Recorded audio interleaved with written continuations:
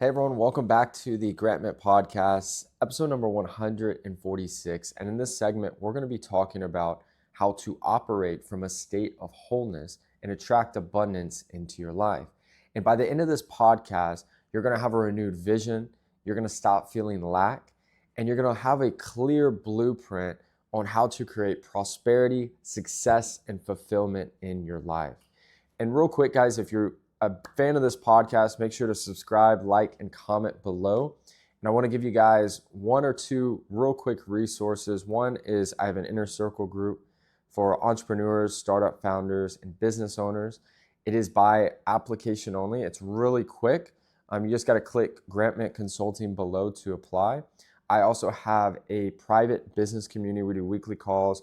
There's dozens of unseen trainings. I'm giving everyone a free 7-day trial. There's a link below to register. So let's talk about how to create wholeness in our life. Have you ever noticed that when you are having an amazing day or an amazing week where you feel like just everything is just flowing to you?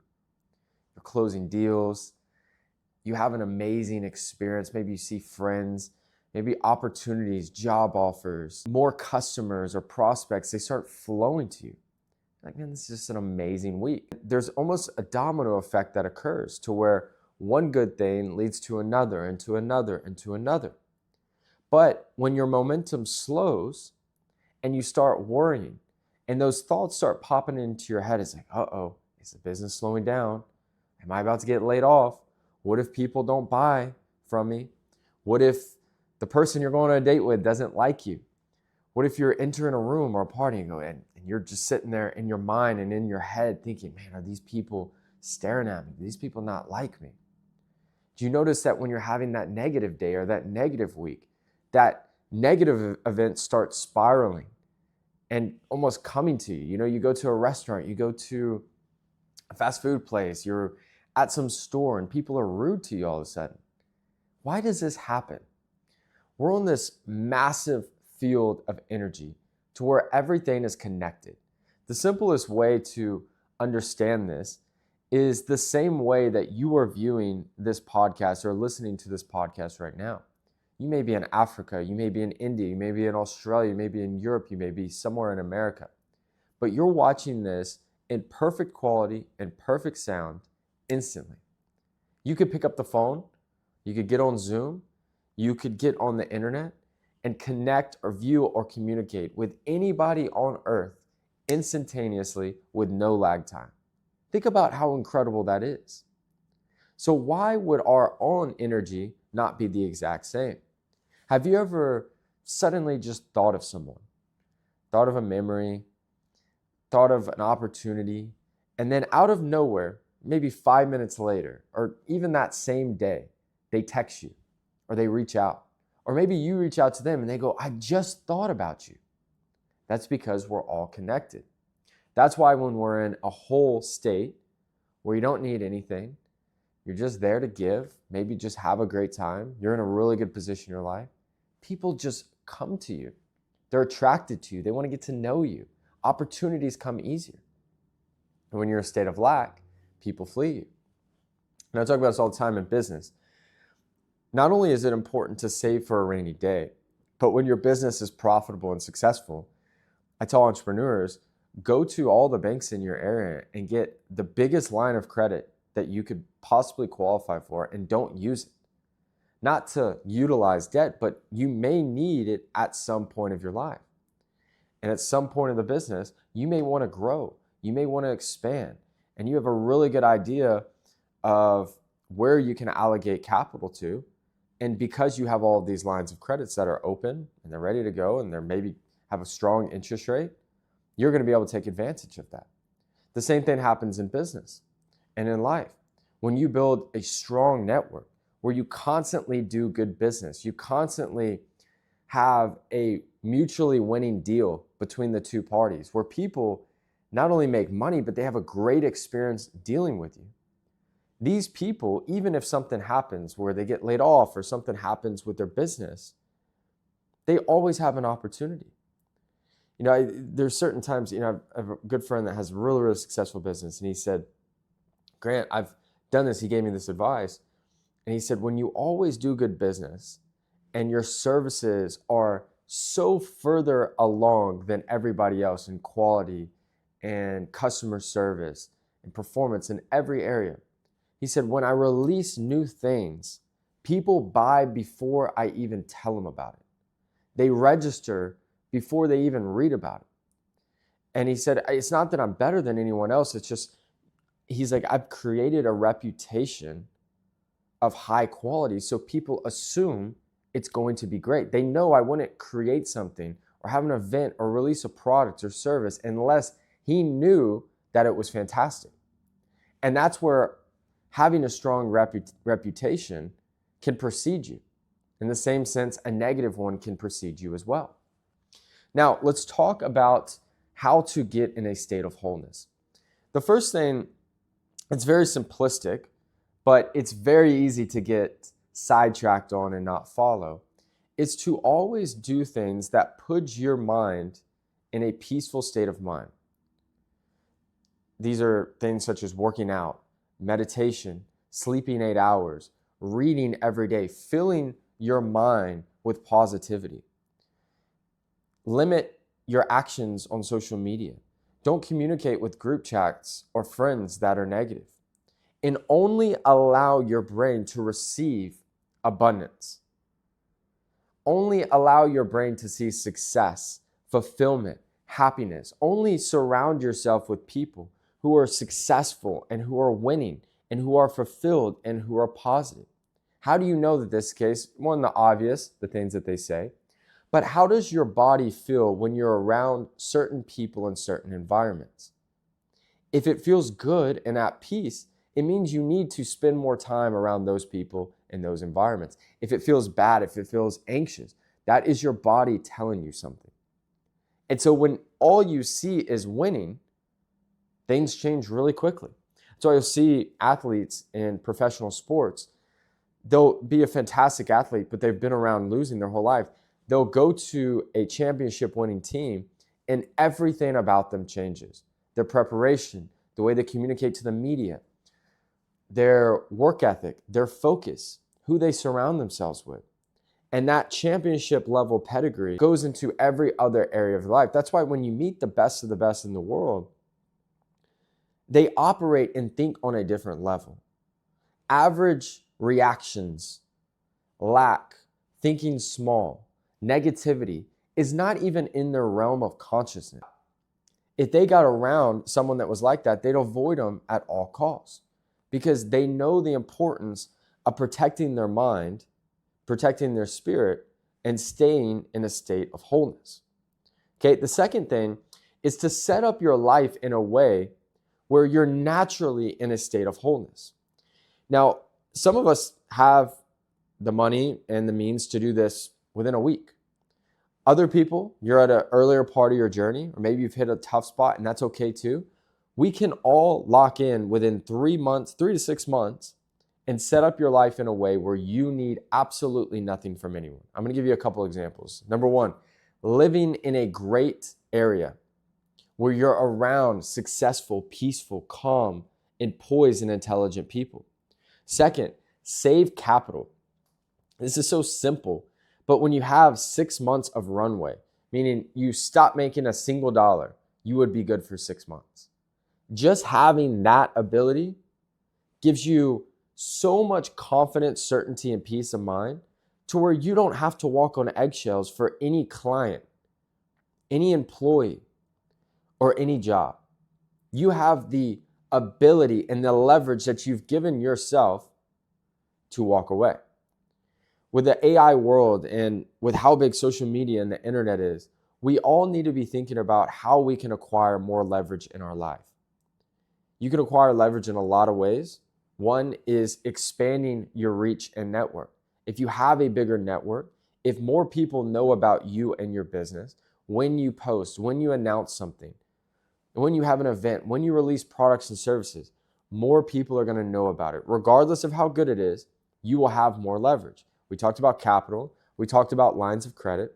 We talked about also being around the right people. If you have so many people applying to work at your business, You don't have to walk on eggshells being afraid to, put someone on a performance improvement plan or fire someone, or if they're disrespectful or they don't uphold the standards and morals and integrity of your business.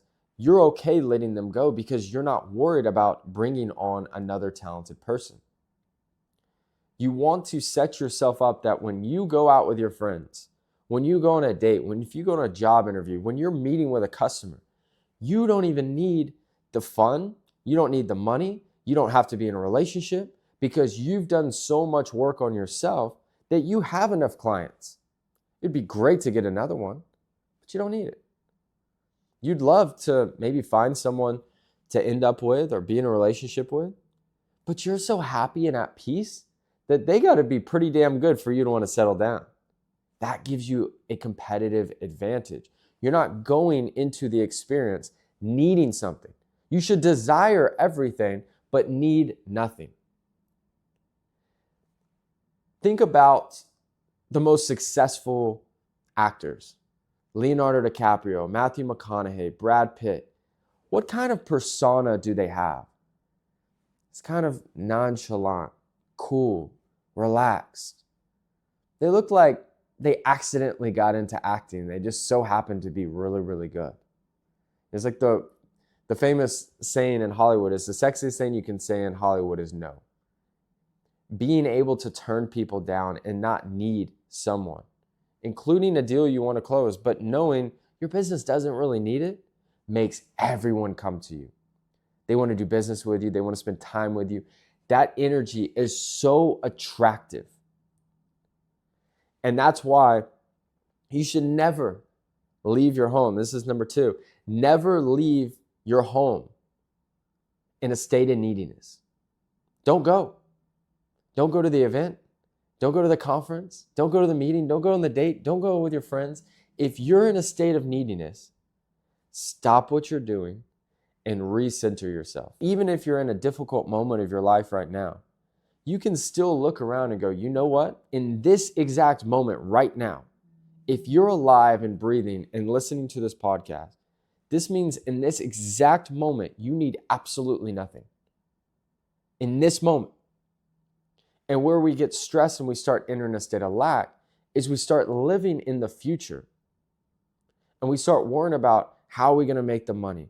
How are we going to meet the person? How are these events going to work out? What's going to happen with the economy? But up until this moment, you've received every single thing you've needed to survive, which means the odds are in our favor.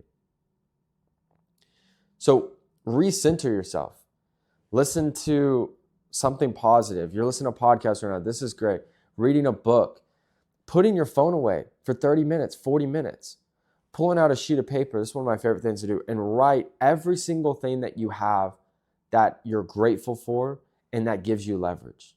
You can always find something because when your brain is looking for opportunities, you find more. When your brain is looking at fear and at lack and at worry, all you're going to see is problems. And don't leave your house until you know that, yep, this girl's beautiful, but you don't need her. This guy could be the guy of your dreams, but you don't know yet. It's too early to tell. You're in a happy situation. You're fulfilled. This job could be amazing. It looks incredible, but how do you even truly know that it's the right fit? You should take your time and do your due diligence. Yes, this business opportunity could be huge, but we don't know yet. It's still too early to tell, and you have a lot of opportunities coming regardless. So you don't have to lose your mind over this one. You see, when you take a step back and you start looking at things in a more strategic, poised, and whole lens, that's when it flows effortlessly. And I would argue that when you're in a state of neediness, the best thing for the person is to not get what they want. Because that means they are making that thing their God.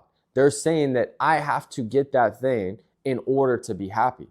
So the best way to teach a person to not be needy is to not give them that thing. Have you ever hit rock bottom in your life? Hitting rock bottom is something you never want to go through again, but many times can be one of the most beautiful moments. Have you ever noticed that when you truly hit rock bottom, I mean like things cannot hit worse. There's a moment when you hit rock bottom where you feel peace because you know it can't get any worse and you can go sideways or you can go up. And the reason is because at complete rock bottom, you've accepted it. You're not worried anymore because it can't get worse. And that's usually when you have almost a slingshot effect to where you go from the bottom to all of a sudden success.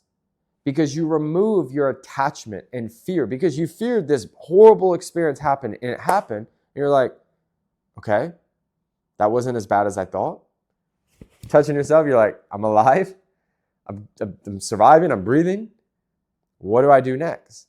And then all of a sudden, bam, a deal comes through, an opportunity, the money that you were trying to make, the new hire, whatever the case is. It's usually when you give it away and you release control of it, that's when success happened.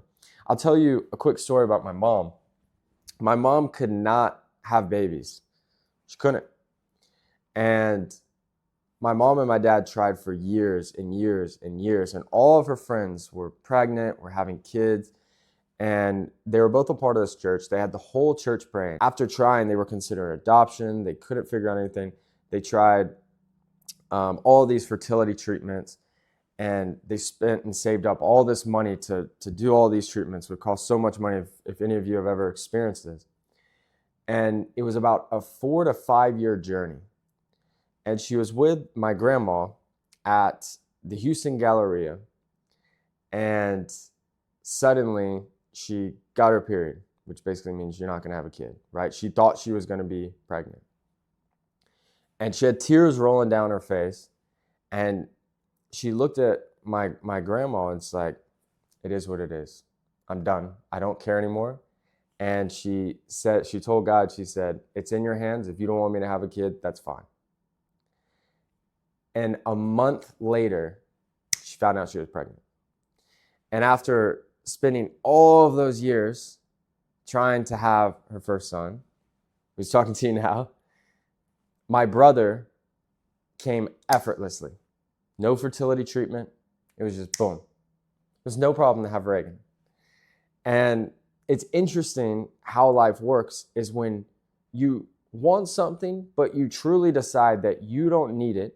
You let your attachment go. That is almost always when what you're dreaming or working for comes. Achieving something really big, it has to make sense. You have to become the person who's capable of holding it. Every person that gets announced as a new CEO of a major corporation or becomes a world leader, they've been through enough trial and error and mistakes and scrutiny in a journey that built them up into who they are to where they deserve it. Whether you agree with them or don't agree with them, they go through this massive cleansing effect of all the negativity and the mistakes, and it goes to the public. Half of the world hates them. Half of 1% wants to kill them. Everyone hears about how horrible they are, but they keep going. And it's usually 10, 15, 20 years after they were president or they were the CEO that people go, you know what? They were pretty talented. Times were pretty good then. We took them for granted. Because in the chaos, you're being fed all of these lies and all these rumors and all this agenda. But when you zoom out, like, man, this person really did some incredible things. And that's oftentimes what happens to us. When we set an intention or pray or set a goal that you want to accomplish something incredible, you then are presented with the challenges and the obstacles and the people that are essential to bringing that version and that higher version of yourself to the surface. And so when these challenges come, you have to almost celebrate them. You don't have reactive behavior. You don't enter a state of worry. You go, whoa, wait, this is what I wanted. I wanted to become this person. I wanted to make this much money. I wanted to impact this much people. Well, if you can't handle these small problems, then you sure as heck can't handle what you're working for and what you're hoping for. So you have to allow those things into your life with open arms and peace and absolute confidence that not only are you going to get past them, but you're going to level up in such a way that it alters your life. All right. And lastly, guys, find some time each week. For me, it's on Sunday, to where you spend time with yourself. Write, read, listen to podcasts, go on walks, work out. Stay away from everyone and just protect your state. Think about what you're grateful for. Think about what you could have done better last week. Think about what are the most logical and strategic steps to give yourself the competitive advantage. Because when you slow down and you start thinking through why you're doing what you're doing and what things you can do to really set your week up, this is what's amazing. The world starts reacting to you instead of you reacting to the world. This is when your competitive advantage comes to you. This is when the game slows down. Kobe Bryant talked about this. First year, rookie year, the game was just so fast. But as he improved and he became smarter, he said he felt like the game was in slow-mo. That's because he was doing so much proactive thinking and work and focus. Michael Jordan, same thing. He talked about how his practices, Tom Brady, same thing. The practices were so difficult, so hard, that the games felt effortless. And that's how we have to start thinking and operating, to not only be in a state of wholeness, but to attract and manifest and receive our goals and our dreams and our ambitions, which every one of you are capable of doing. But you have to go through the work, the problems, the stress. And as fast as you become the person who's capable of receiving what they want, is how quickly it'll come to you effortlessly. So hope you guys enjoyed this podcast. If you did, please comment, like, and share below. Every time it does, it pushes it out into the algorithm. And then also, guys, like I mentioned earlier, if you guys are a business owner, I have a private business community. There's a 7-day free trial below. And if you are interested in joining the Inner Circle group, where we talked about growing, scaling business, and working in your business, we let anywhere between 5 to 7 people in per month. Just book a quick call at grantmentconsulting.com. I'm always rooting for all of you guys. Thank you guys so much, and I will see you guys again for episode 147. Thank you, guys.